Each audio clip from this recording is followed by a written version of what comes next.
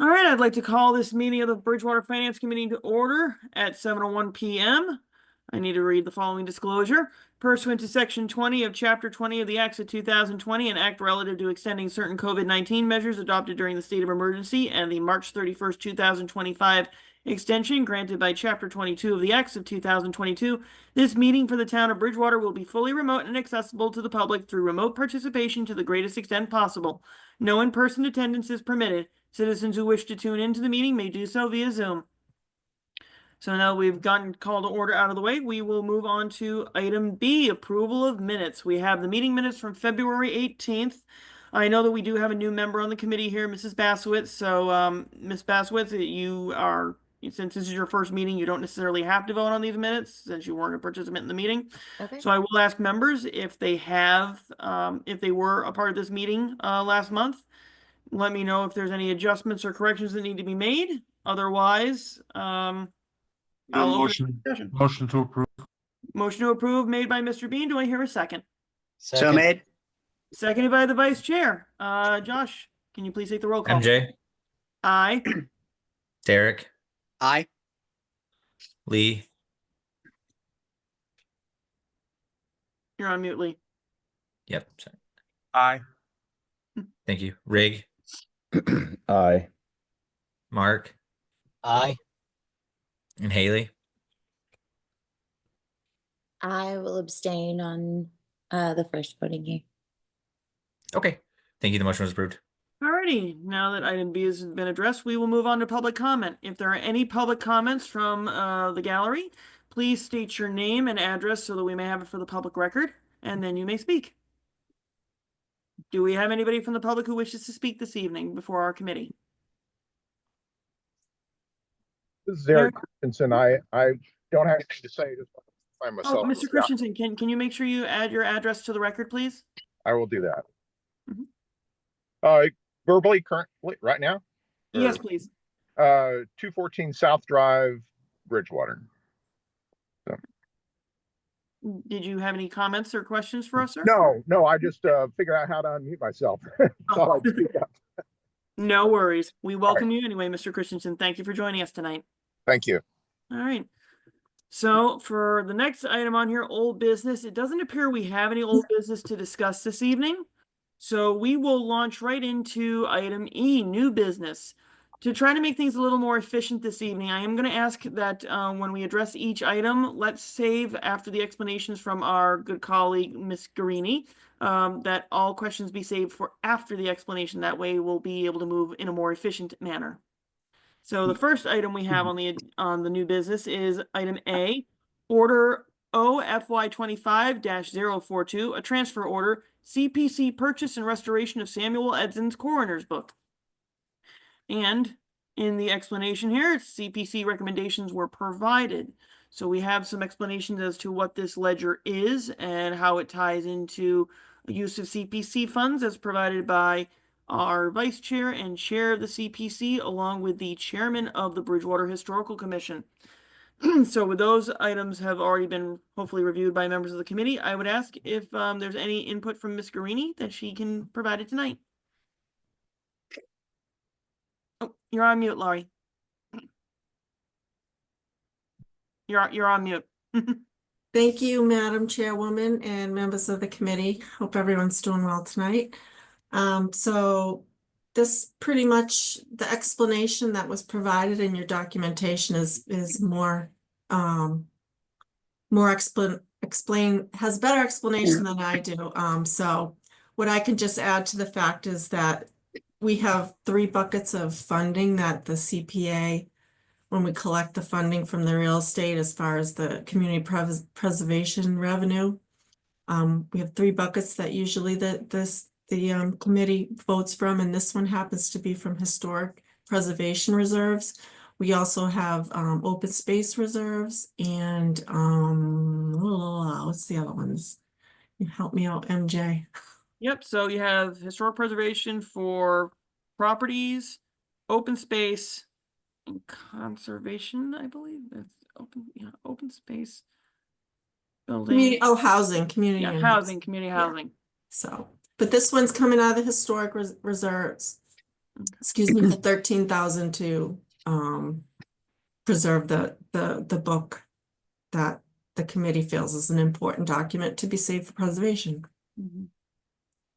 Alrighty, with that explanation and the documentation that was provided by the CPC chair and vice chair and the chair of the Historic Commission, does anybody have any questions? Hearing none, I do I have, would. I, Wait. oh, sorry, I couldn't get to my mute button fast That's enough. all right. I guess my questions are, do we know the history of Samuel Edson? Like, do we, can somebody speak to the history of his life, what he stood for, and then also the condition of the, the content of this, this book that we're looking to digitize? I'm just trying to better understand the rationale, for wanting to preserve, this book, the condition that it's in, but also, the rationale behind, let's say, for example, I don't know his history. I did a little bit of digging. Is there someone that that represents, that was represented well in a manner for which, society would deem to be, this is a reputable individual, and therefore the content for which he has documented are noteworthy of being preserved and spending town, taxpayer dollars for. So I'm just asking the questions. So I might be able to field a little bit of that, Rig, after looking at the letter from Dr. Hunt. Looks like Mr. Edson was born in Bridgewater in 1690 and died in 1771. He was a lifelong resident, as far as I could tell. Donated land for the Trinity Church that was here in the town as well. And his work seems to be involved with mostly the times, and since it seems to be a coroner's book, he may be detailing in great detail how one would actually analyze and explain a person's body after, or before disposition upon passing, but also from a forensic research perspective. That sounds like that's what this book most likely entails. I do certainly wish we had somebody from the Historic Commission here, especially Chairman Moore or even Vice Chair Hunt or Chairwoman Gasconi. It would be nice to have them here, but I believe there was some explanation provided during our joint meeting with the Budget and Finance Subcommittee, and there may have also been some explanation at a council meeting prior to it being referred over to Budget and Finance and then later to us. And I believe Mr. Moore actually provided that. I want to say it was probably the council meeting the week prior, Josh. It might be that meeting. So if anybody wants to go back and look at those minutes, they are certainly greatly encouraged to do so. So as it stands, the minutes are available, and then there's also the recording available. They go into quite a bit of detail at the CPC meeting as far as reviewing it, looking at everything that was delivered to them prior to them putting in through that application. So if you need help finding that, Rig, I'm happy to track that down for you. Thank you so much. Thank you so much. So as of right now, we still have a motion. Was it a motion to approve? I did, if I recall, I did hear a motion. Was there not? Could I ask another question, Mrs. Chairman, Madam Chairman? Sure, sure. Chairwoman, sorry. We can always just go with Madam Chair. Madam Chair, thank you so much. Do we have to vote on this tonight? I would love to I would love to hear directly from and I know you guys just outlined that there's been several information that's already posted on it. So I guess it was, could we hold off for another week and see if we can get somebody from the Historic Society to come and speak to this individual specifically and provide more in-depth, background on what was discovered about this individual. Just for the record, I have no quorum one way or another. I guess my line of thinking is, particularly given where the town is, in terms of budget and, there's an outcry for funding for school, and I realize, $13,000 isn't gonna break the bank, but it's still $13,000, nonetheless. So that's sort of like my thinking. Mhm. And I certainly appreciate that, Rig, especially with it being $13,000 for the restoration of a very old book. The thing is that the CPC funds, as allowed by the state, we are allowed to use those funds. We can't use CPC funds for any other type of purpose outside of community preservation, outside of those purposes that have been outlined previously in the conversation. So even if this 13,000 was left over, we would not be able to allocate it. It would have to be used for CPC purposes. But that being said, we can always take a vote to postpone until our next meeting, and at such time we could always have invited the chair of the Historic Commission or the chair or vice chair of CPC to go into a little more detail for us to help at least give us a more fulsome explanation than what we have in writing. So that is something that we could do.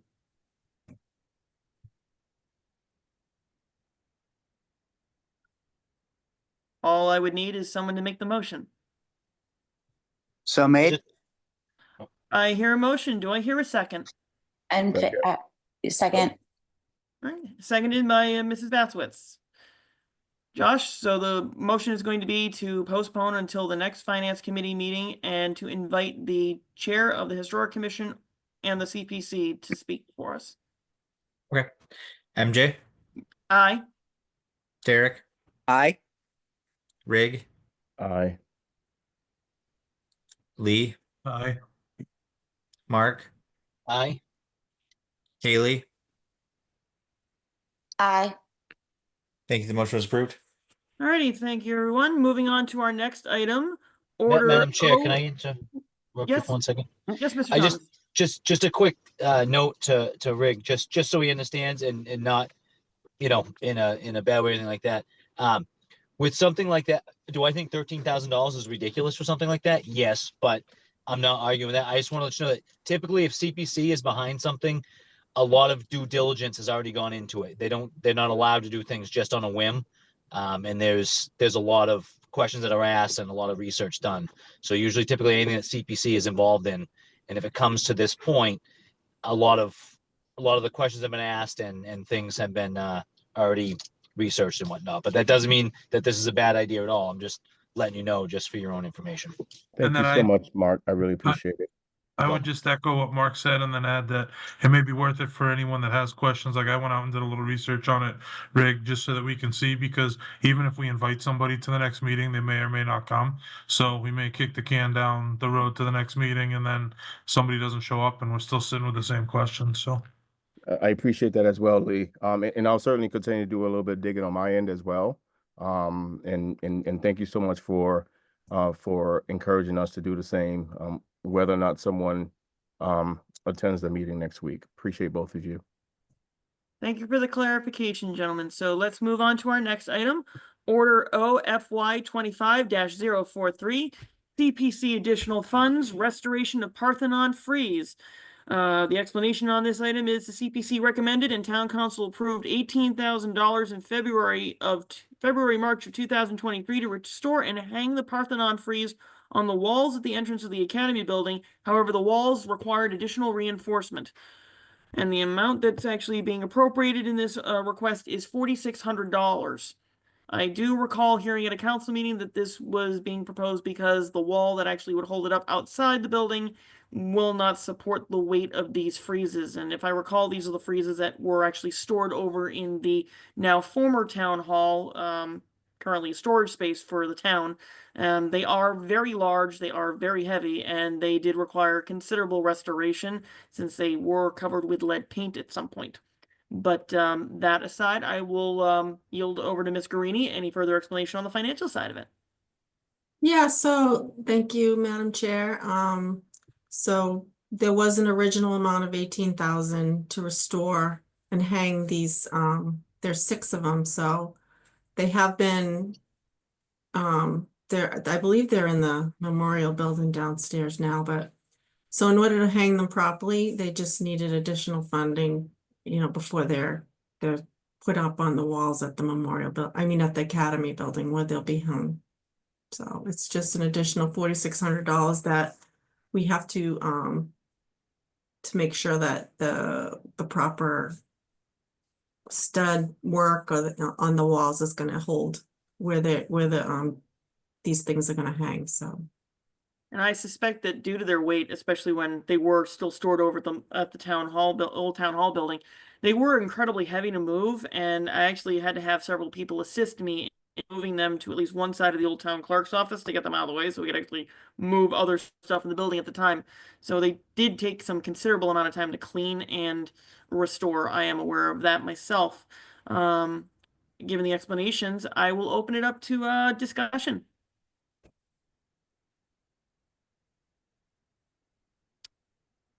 Okay, hearing no further discussion, I would entertain a motion. Motion to approve? Second. Motion approved made by Mr. Knoll. Do I hear a second? Second. Seconded by Mr. Bean. Josh, if you could take the roll call, please. Okay. Aye. Derek, Aye. Rig, Aye. Lee, Aye. Mark, Aye. Haley. Aye. Thank you. The motion was approved. All right, excellent. We are now moving on to our next item. Order O FY 25-045, acceptance of a donation, Discovery Channel's Expedition X / Circle the Globe production. It appears that our community's scenic views have been rewarded with a small financial gift of $800 from the Discovery Channel to allow us to be covered for the amount of time they were here in town filming for, I believe it was a production that's going to be discussing the Bridgewater Triangle at some point. That aside, this is typically something that we do tend to get gifts from different organizations and also from the public. So I surmise this is roughly the same type of situation, but asking for more clarification, I shall refer to Ms. Garini. Thank you, Madam Chair. So, yeah, this particular TV crew went around to specific sites around the town, and our park steward, John Hart, was gracious enough to show them the trails and things of whatever was on their interest list. So he spent it, I think maybe a day during the filming, or maybe even an evening, because I think they filmed at night too. So he spent some time with that, and the production wanted to just give some money to at least pay for his time. But we just put this in the general fund just to offset what his time was paid for by the town, so. Thank you for that, Ms. Garini. I will open it up to discussion or any questions that members may have on this one. Madam Chair, I just have a quick question. Sure thing, Mr. Knoll, what do you got? I'm wondering, does the town do we have any data for any organizations that like similar to this where they come to town and perhaps their representatives are spending money in town? Do we have any such data that capture things like this to kind of see, excuse me, just to kind of see, is there an impact when, organizations come and do, and I realize this is small scale, but Yeah. is there any historical data of any organizations that might have come to town to put together some type of big event? And has it helped the economy, the local economy, the businesses? I'm just trying to understand if we do have any information like that. Yeah, that's actually a very good question, Rig. First and foremost, I don't believe we have any data on that per se.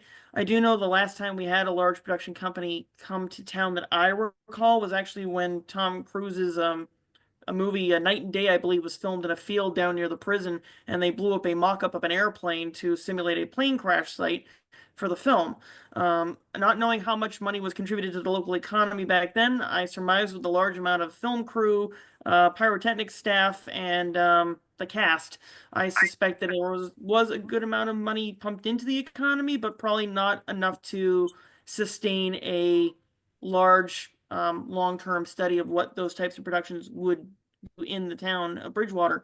Again, Night and Day, or I think that was the film that it was. It was like 2009 that this was filmed. It's probably in the selectmen's meeting minutes somewhere, but that was like the last big thing I recall having happen. This one with the Discovery Channel is incredibly small compared to that, Right. but you know, I feel like with any type of gifts to the town itself, we do usually set them aside in specific funds, especially if they're bequests from individuals or groups in the town. I know that's actually how the library came to be, was a large bequest from the Little family. And that is something that, you know, the town has had a proud tradition of public engagement and donation and civic pride. So this is one of those things that, while we don't necessarily have the fulsome data to it, it is something that would certainly be interesting if we are able to attract more productions and or companies to visit our town and frequent our economy when doing said productions. That also being said, if Ms. Greeny has any further data on it that may counteract me and help me further educate the committee, it would be super helpful. Well, thank you, Madam Chair, and that's a great question. Greg, obviously we highlight almost every donation or any kind of special funds that comes into the town that's not, you know, our regular collected fees and taxes and things like that, because we do want to bring to the attention of the town when some organization or whoever makes a donation or a gift, or it's for a special, you know, grants, even if it's for special purposes and things of that. So we do isolate them from the general fund, from the operations budget. This one we're putting into the general fund, which is kind of unusual because most of them we do segregate, but because this is basically, they wanted to cover the park steward's time. So that time was spent out of his expenditure budget. So this just goes in kind of to offset it. But as far as the question of having some studies done, I know, I think right before Mr. Rulli got here, when Miss Burke was the Community and Economic Development Director, we did have some studies and some really good data from a marketing company that kind of looked at all the certain businesses that were downtown, you know, what we had actually for commercial or retail. And they did a nice presentation, and I'm sure there's some records of it, of what, because, you know, if they went to each business and said, okay, what's your business? What are you earmarking, whatever. So they collected a bunch of data and they said, you know, in order to be, you know, some growth boon or whatever, you would want to, you know, have demographic marketing to this age group or this set of consumers or the restaurant field. So we did have a few really good surveys and studies put together based on what was currently in the downtown, and then, you know, the restaurants on Route 18 and 106 and down near Roach Brothers. So we have had some of those reports that I could, you know, see if I could dig out or forward your way. But, you know, it's always a great question and idea to see what the businesses and local shops can do as far as bringing more consumers, you know, to the fry. So. I did Thank see you the both. Vice Chair has a question. More of a statement in regard to, I do know from my experience and such that the Secretary of State's office would have any record of any permits for filming, whether it's a film, a television program, a music video, or what have you. Unfortunately, they would only be able to tell you what revenues came from that. If hypothetically the gentleman who made the film or shot the video or such bought a sandwich at a local restaurant, that may not come up in any of the reports, Right. unfortunately. So it's going to be a little bit hard to actually identify how much and what was spent without having to go to the production company and requesting kind of what was put into their budget. Right. We're looking Yeah, at and I'm my sure this listing is- of their expenses at that point. Right. Yeah, and to his point, to your point, Mr. Vice Chair, there are, like you said, there's a travel and tourism office at the state. So you're right, then anyone that, they have to take out certain permits and report where they are in the state and how many things that, their equipment and that kind of thing. So yeah, there is probably some data at the state level that you can probably search through and probably be surprised at all the different areas that things like this are happening. If you Google Right. this Discovery show, it's pretty popular. So Out of curiosity, what's the name of the show?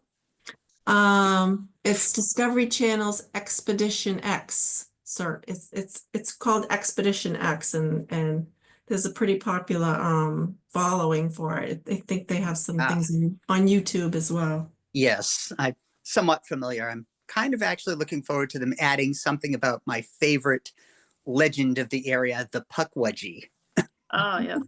The Bridgewater Triangle has provided many, many points of documentary and information. I know a favorite actor of mine, Misha Collins, actually did a podcast revolving around it, I believe a couple years ago. And then there was also a documentary done, I think I want to say back in 2022 or 2023, also regarding it. And they did mention the Pukwudgie, so it did get a shout out for you, your favorite cryptid. So I've been kind of looking for a way to fit Pukwudgie into this meeting. Success. I'll give you applause for that one. I'll give you applause for that, Mr. Vice Chair. So Thanks. having done the call out for our favorite cryptids of the region and discussion having been given, I would entertain a motion if there is one. Motion to approve. I hear a motion to approve from Mr. Knoll. Do I hear a second? I second. Seconded by Mrs. Basowitz. Josh, if you could take the roll call, please. MJ, Aye. Derek, Oh, yes. Rig, Aye. Lee, Aye. Haley. Aye. Thank you. The motion was approved. Alrighty, and now we get to move on to our last item of new business. Order OFY 25-047, transfer order for town manager's office. So it looks like we're getting out of the one-time stabilization fund a total of $102,616.00, and we are transferring it out of that one-time stabilization fund into town manager employee salaries, a full-time salary wage amount of $65,000. And then the remaining balance of it goes into the town manager professional services line item to the tune of $37,616.00 to then balance off the grand total being transferred of $102,616. And the explanation is to transfer other one-time stabilization funds for contractual services for the town manager's office. Current fund balance in the account is $463,285. Before I check with Ms. Guarini, I'm going to ask one quick question on this, and I'm pretty certain she'll confirm it for me. I believe this is to cover the salary and wages for our acting/interim town manager until such time as the permanent replacement has been selected by the council and brought on board. If I am correct, Ms. Guarini, please confirm. You are correct, Madam Chair. So I don't know if you may remember earlier in the year after the former town manager left the town, we took all of his salary and we put it into the professional services to cover the contract work for the acting town manager, which was for $150,000. We moved that around, and that money has been spent to the company for the acting town manager. So we needed a little bit more funding to get us through March because she has been appointed as now a town employee, town manager. So she's not working for the company anymore. Now she's on the payroll. So we had to put money back into the the salary, and then we calculated the amount that if we bring on a new town manager to get them also through June 30th, so. All right, then, so it's pretty much a straightforward one-to-one with the funding to cover our bases and to cover the employee and then the new employee when they come on board. Correct. So, with that explanation having been given by Ms. Garini, I would open this up for discussion with the members. Does anybody have any questions, concerns? It's been quite expensive, so, having a consultant, so. Mm. And I know we are certainly appreciative of Miss Robinson's work for us to date. I know that we were sort of left in a bit of a pinch with the departure of Mr. Dutton, but it seems to be that the last 5 or 6 months we have soldiered on rather well, and it's been at least to a benefit to have Miss Robinson's skill and knowledge and experience with the town of Bridgewater. And you know, I know her term of office will be ending in the near future, so I do want to make sure noted on the record that as the chair of the finance committee, I greatly appreciate her input and also her contact as well during this time. I just have a quick question, Madam Chair. Sure. Question for Mr. Knoll. Now that she's considered a town employee, is she being considered for the full-time role? No, No, okay. no, not at all. She's actually retired from another community, so. So Okay. then she was into, yeah, so no, so the two interviews, there's two, I think there's 2 of them left. There are and 2 final candidates, yes. they're gonna be interviewed, is it tomorrow night or Wednesday night? If I recall correctly, I believe their public interviews are Or tomorrow night. tomorrow? Yeah, think so they're if tomorrow night. anyone wants to tune in or attend the council meeting, they're gonna be interviewed in public, so. I'll most likely try to attend depending on my evening schedule. I have a couple of other obligations I need to take care of, but thank you for letting us know about that, Lori. And so as a result of her becoming a full-time employee, at least for this short period of time, this means that we would probably need to put money into other post-employment benefits for her as well. Is she going to be in our pension system at that stage? No, so she's actually, you know, she can only work a certain limited amount of hours, Right, as a so. retiree. And she's already in a pension system, so she doesn't pay into that. She pays an OBRA, which is kind of like a deferred comp. Yeah. So, Okay. Alrighty then. Did anybody else have any other questions? Comments? Concerns? yeah, she has no benefits with the town at all. Okay, excellent. I appreciate that clarification, Lori. Mhm. If there are no other comments or questions or concerns, I would entertain a motion. Motion to approve. Motion to Second. approve made by Mr. Bean. I hear a second from the vice chair. Josh, can you take a roll call? MJ, Aye. Derek, Aye. Rig, Aye. Lee, Aye. Haley. Aye. Thank you. The motion was approved. Excellent. Thank you, Josh. So we now move on to item F, additional items for discussion. I personally don't have anything for discussion this evening. However, I would note and share my appreciation for members attending this evening, especially our newest member. I'm looking forward to having our quorums be a little bit more solidified. I do know we still have at least one more person to be brought on if we can find someone.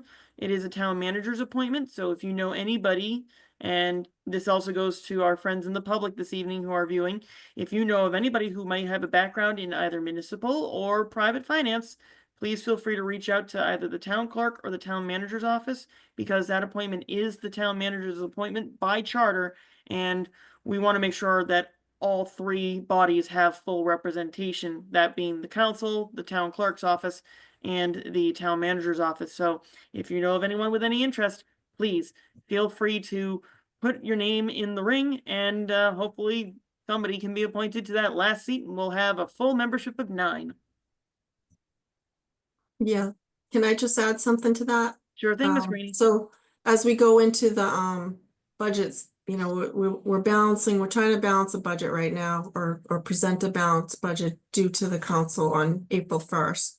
So once that is submitted, it will be submitted to this committee as well.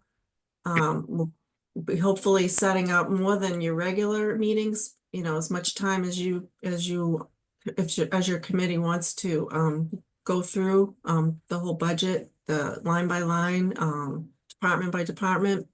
That will be, detailed out, for you all. So hopefully we, can get another member. It would, really help us get through the budget season, so. It's And gonna be- especially, It's gonna be a tough one this year, I think. yes, I think I may have mentioned it in our previous meeting that this may be one of the most difficult budget cycles that we actually have had in a very, very long time, almost to the tune of almost 20 years, because FY06 was not a fun time if anybody was here and remembers it. I do also want to make note, adding on to what Laurie said, we will anticipate having more meetings, but also I know that the chair of the Budget and Finance Subcommittee has intimated to me that he also would like to have at least a couple more joint meetings with us because of how effective it was previously, and I certainly support that. And when we can get those logistics squared away, we will hopefully be able to entertain that and go through with it. But if there are no other items for discussion this evening, I would ask that we move on to item G, which is typically members' favorite part of the agenda, adjournment of the meeting. So, if there is no other items for consideration, I will entertain a motion for adjournment. Motion to made. adjourn. Someone- Motion made by the vice chair, seconded by Mr. Knoll. Do I hear? Yeah, I heard the correction. I heard the first, motion, and then the second by Mr. Knoll. I'm getting mixed up on it now. It's because it's getting a little late, but Miss Josh, if you could please take the roll call for us. MJ, Aye. Derek, Aye. Rig, Aye. Lee, Aye. Haley. Aye. Thank you. The motion was approved. The meeting's adjourned. Have a Thank you, great week, everyone. We'll see everyone. you at our next meeting. Thank you. Take care. everyone. Bye-bye. Nice to Thank meet you, all of everybody. you. Have a good night. Welcome, too. Bye, Haley. thank you. Welcome, Good night, welcome. everyone.